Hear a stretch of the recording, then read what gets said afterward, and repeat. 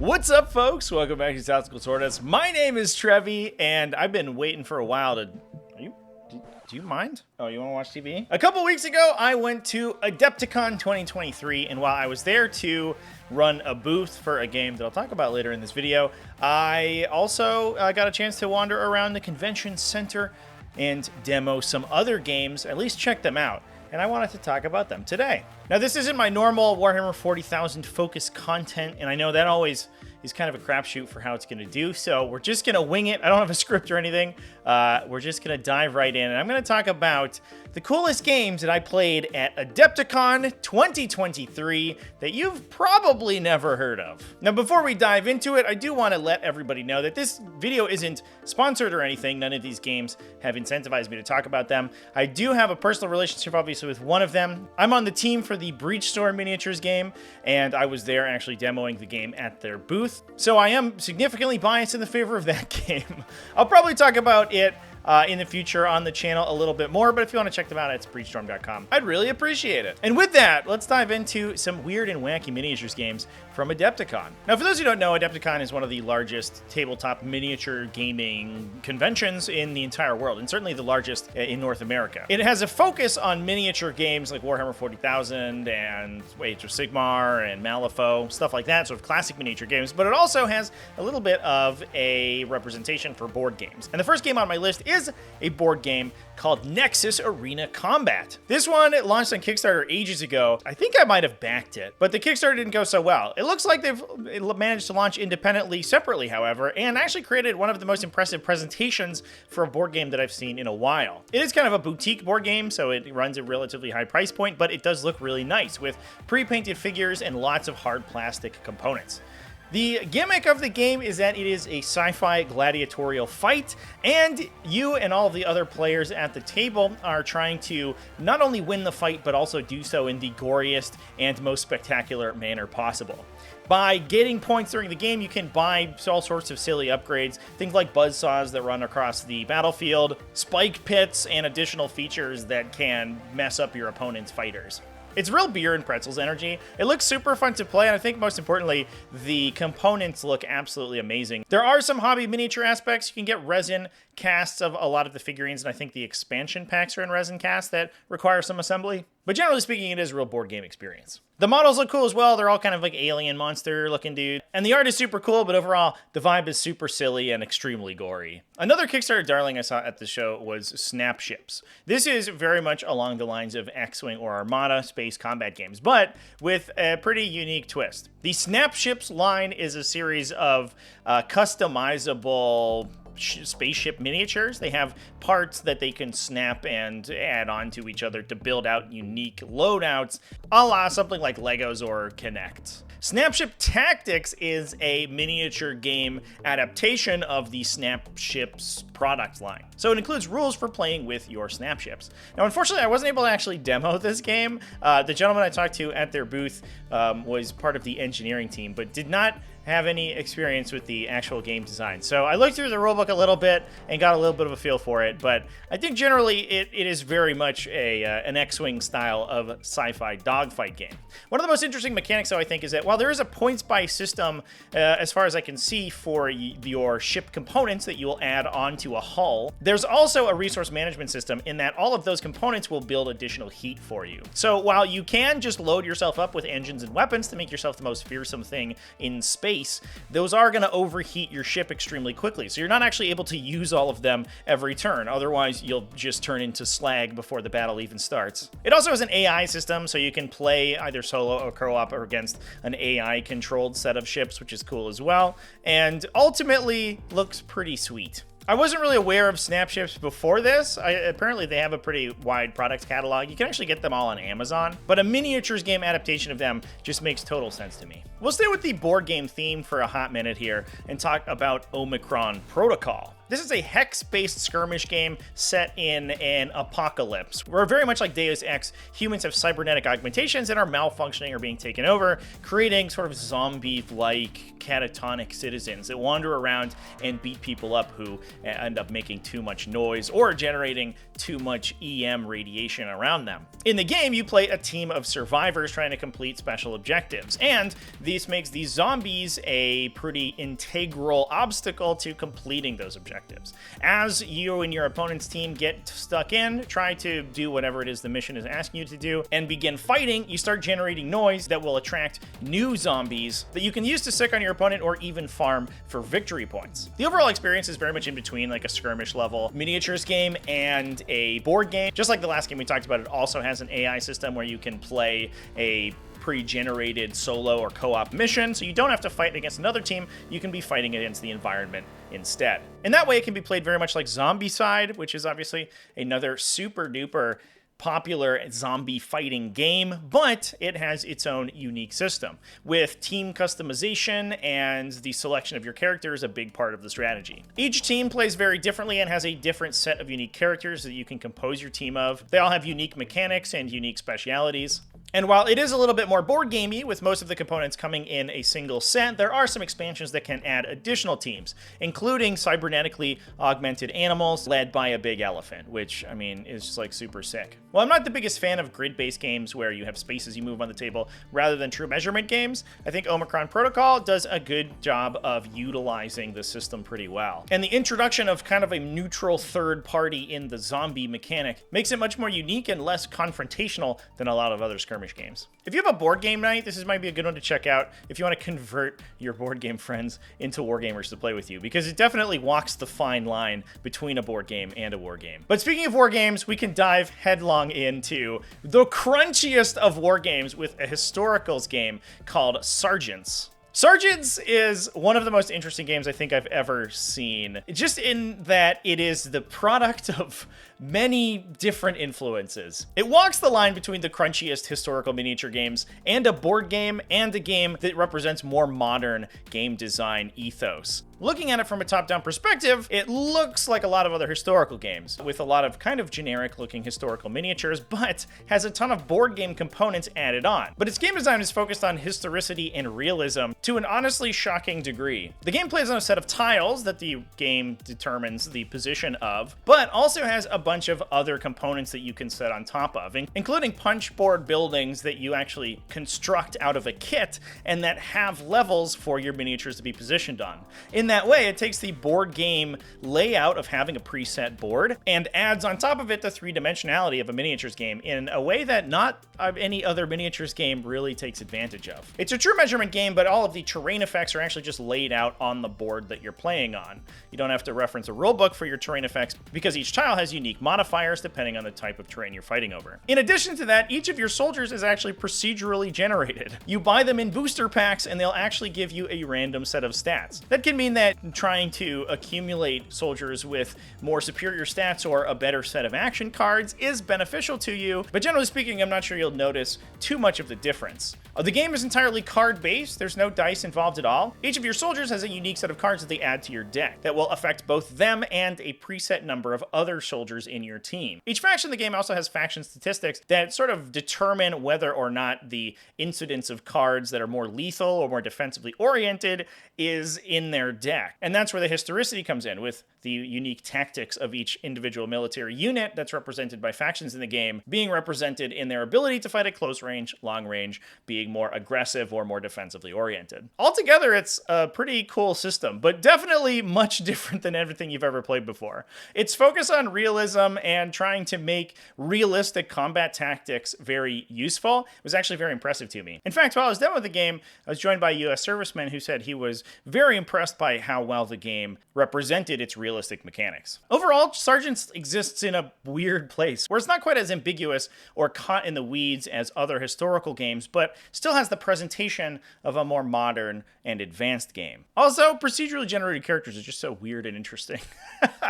Definitely one of the more unique games that's showed at Adepticon every year. Going back to the realm of more board game focused games, Dungeons & Dragons Onslaught was on show at the event. This is a head-to-head kind of competitive style Dungeons & Dragons games where you and your opponent both take control of a team of adventurers that have to both complete an objective that usually has AI-controlled neutral monsters roaming around the area. Real kind of dark and darker energy from this. My friend and I actually taught ourselves how to play this game out of the box because it was sitting open in the demo area and we were bored, I guess. Honestly, it was quick enough to learn that we were able to teach ourselves how to play in about an hour, which I think is pretty good, especially since it borrows a lot of terminology and nomenclature from Dungeons & Dragons, meaning it is highly accessible. Unfortunately, it is largely scenario-based, which I say unfortunate because I think it would be an interesting system were it to include more mechanics of team building and more flexibility in the composition of your adventuring party.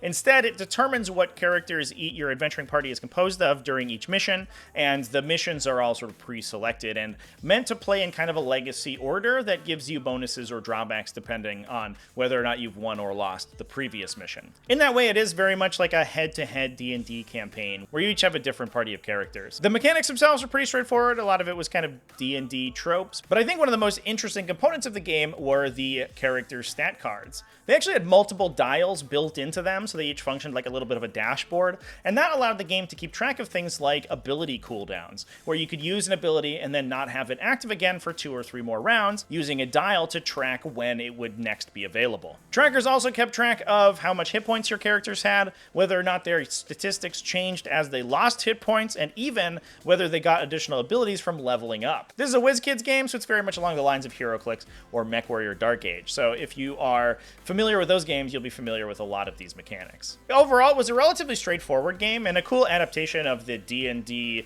license into a miniatures game. I just wish it had more play and sort of a competitive head-to-head function. Maybe there's rules in the game for that and space for it to expand, but it's not what it looked like from the I hesitate to say demo, but the initial read-through of the rules that my friend and I played through.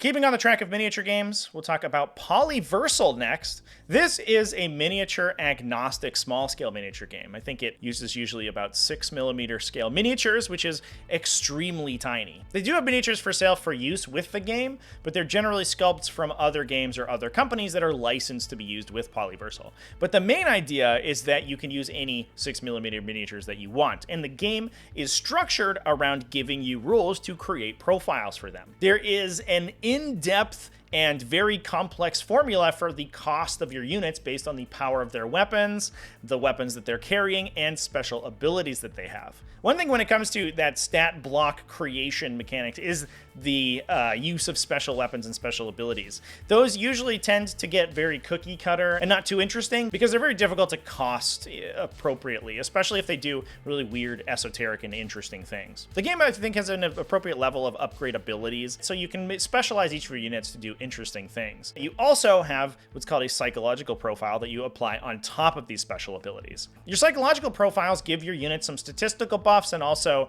just some overarching mechanics and can be used to represent green, inexperienced troops, veteran troopers, or even cyborgs, robots, and hive mind aliens. While the game does have some bespoke profiles that you can use if you don't want to create your own, the depth of customization available in the game I think is really interesting, and it's all based around a browser app that you can use that will actually calculate the cost of your units when you input their capabilities and stats. The unit profiles, or data sheets for want of a better word I guess, in the game are on little hex chits, and you can actually create your own in their app, uploading your own unit art and flavor text and stuff, and then print them out. The little hexes are also useful because you actually assign them into battle groups that are led by a single command unit. And so putting them out on the table is a little bit of a dashboard to put your command unit in the center and then have all of your assigned battle group units set around it is actually one of the reasons that the play pieces are in that hex formation. Honestly, the most impressive thing about this game is the fact that it's able to create a cohesive unit profile creation system and customization system that's not a disaster. I think those oftentimes create a lot of sort of samey, not very interesting profiles, and I think that Polyversal has done its best to avoid this pitfall when it comes to this mechanic. Okay, so before we move on to the big one at the end of the video, I will shill spiel a little bit about Breachstorm. Breachstorm is the game I was originally at Adepticon to demo. I'm the project leader for the game and the lead designer. Well, it's expanding into solo and co-op play. It's right now a 1v1 competitive game where you play teams of 5 to 7 miniatures in a sci-fi setting, trying to complete asymmetric objectives that are actually included as part of your list construction. So each player will have different objectives that score entirely differently, but part of the strategy is defeating your opponent's ability to score their own objective. Say as I knock things over on my desk over here. It uses alternating activation, and even though your teams are very small, you even only end up taking 1 or 2 activations per turn, because you have units called field officers that activate infantry alongside them and bring those together. This gives you a little bit of a happy medium between an I go, you go system like Warhammer 40,000 uses, where you're going to move all your units and shoot with them, and then your opponent's going to do the same, and a true alternating activation system where you move 1 model and your opponent moves 1 model as well. It lets you combo off your units together and set up interesting sequences of actions, but you're not able to bring the entire firepower of your team to bear on your opponent in a single turn. Obviously, I'm hyper biased towards the game, so please go check it out on breachstorm.com. I highly recommend it, and I'm done shilling for now, I promise. Big thanks to everybody who came by my booth at Adepticon, by the way. I saw a lot of people swing by and say hi to me from the channel, and I really appreciate that. So if anybody did that, big shout out. And with that, we'll talk about the final game that I demoed at Adepticon, Star Wars Shatterpoint. Now, I think I've talked about Shatterpoint previously on the channel when it was originally released. It is the new Star Wars game from Atomic Mass Games, the now holders of the Star Wars license. This actually makes Atomic Mass Games' 4th Star Wars game, since they have creative control over Star Wars X-Wing and Armada. They also have Star Wars Legion and now Star Wars Shatterpoint on top of that. Now, it is different than Star Wars Legion, given that it's a much finer scale. Instead of playing an army of 30 to 40 miniatures, you're going to play a small team of probably 6 to 10. And in that way, it's much more similar to Marvel Crisis Protocol, another game that Atomic Mass Games creates. That said, it is much different and includes some really cool and unique mechanics. The first one being the mission structure. Each mission is called a struggle. It has 9 objectives, always in the same grid points on the table. Basically 3 columns of 3 across the middle of the table, evenly spaced. You'll draw a card every turn that will tell you which of those are active for that round, and if a player begins winning, the cards will actually have multiple options of objective layouts on them that the player who is losing the game will be able to choose, meaning that the scoring will be relatively consistent because the player losing will get more control over which objectives they're actually trying to score on. The team construction seems a little bit funky. You basically just need to create little sub-teams or fire teams that are restricted to the era of Star Wars that you're playing, whether that's prequel, main trilogy, or sequel trilogy. You'll create 2 of those, and that will be the entirety of your team. So there's not too much in the way of list construction. You're basically just picking the selection of characters that you like. Each character has a role in the team, and you can only select 1 of each role. There's 3 different types, and you get 1 of each. The attack mechanic is much different than the other games as well, even though it is related. The dice are very similar to Legion's dice, where you have a D8 to attack with, and then a D6 to defend with. Each undefended block moves the character down a skill tree, which oftentimes have branches and conjoining abilities, so you'll have to choose exactly what effects you apply to your opponent, equal to the number of unsaved successes that your attack got. This means that characters can have a lot of different functionality when it comes to attacking, not just hitting people, but also in a Guild Ball style, moving them around, stealing stuff from them, and applying debuffs to them. The more unique special characters like Jedi will often have multiple sets of these that they can flip to. They're called stances, and I think they're supposed to represent sort of the lightsaber stances in the lore of Star Wars. So your characters can either play very defensively and maybe have more control-oriented attack effects, or more offensively focused on dealing raw damage. And that will actually change the defensive dice that they roll in response to attacks as well. The game is also alternating activation and uses an activation deck, which is shuffled randomly to determine what characters activate in what order. However, there's a lot of control over it. You can hold 1 card for later, so if you draw that card, you can put it aside and use that to sub in for your activation at a later turn if you got a character that you really don't want to activate at the time. And you also have 1 wild card in the deck that lets you select anything, including a character that's being held for later. While normally the activation deck system, especially if it's not preset by the players, is obviously extremely random, and that's not super great. I think there's enough control, especially because you only have 6 activations on each side, that you can still use the activation order tactically. Overall, if you're familiar with Atomic Mass Games' other games, you'll probably be familiar with Shatterpoint, and while it doesn't use all of the same core mechanics as the other games do, so it's not like a direct copy of Marvel Crisis Protocol or something like that, it is relatively similar. There is some weirdness, though. The characters themselves are extremely difficult to kill, which does make sense. It makes for the attack modifiers that you apply to them pretty interesting if you're pushing them off objectives or doing debuffs and stuff. Units, however, are packs of 2 models that operate together, but there's no coherency rules for them, so they can actually go move and do whatever they want anywhere else on the table. However, they still share a damage pool. So it would be like if you were able to move units out of coherency in Warhammer 40k, and you shot a model on one side of the table, and they took damage, you know, some miles and miles away of somebody who wasn't even really associated with the unit that you were attacking. It's idiosyncratic and super weird. You know, it is what it is. Cohesive unit mechanics in miniature games are never perfect, and I think the only games that really do it well just do away with units being an organizational entity within the game. Overall, the game looks pretty fun. I don't know how competitive it will be, and I know Atomic Mass Games has been very, very reticent to push their games as being competitive, so I think it'll end up being pretty beer and pretzelsy. But that said, it does have probably some of the best Star Wars miniatures ever created. The models are absolutely gorgeous, like hands down.